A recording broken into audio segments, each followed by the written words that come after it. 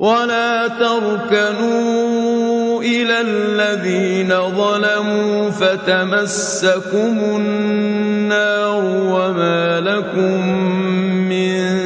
دون الله من أولياء ثم لا تنصرون وأقم الصلاة طرفي النهار وزلفا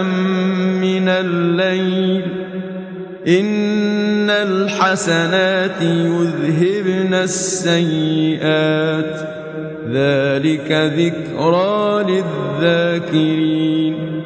واصبر فإن الله لا يضيع أجر المحسنين فلولا كان من القرون من قبلكم أولو بقية ينهون عن الفساد في الأرض إلا قليلا ممن أنجينا منهم واتبع الذين ظلموا ما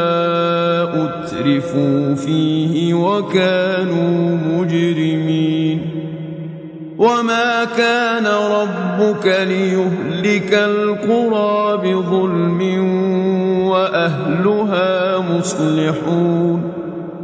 ولو شاء ربك لجعل الناس أمة واحدة ولا يزالون مختلفين إلا من رحم ربك ولذلك خلقهم وتمت كلمة ربك لأملأن جهنم من الجنة والناس أجمعين وكلا نقص عليك من أنباء الرسل ما نثبت به فؤادك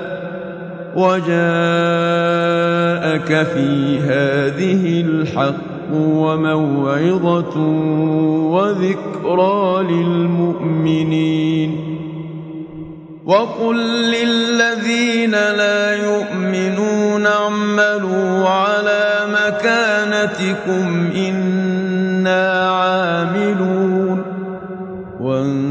وانتظروا إنا منتظرون ولله غيب السماوات والأرض وإليه يرجع الأمر كله فاعبده وتوكل عليه وما ربك بغافل عما تعملون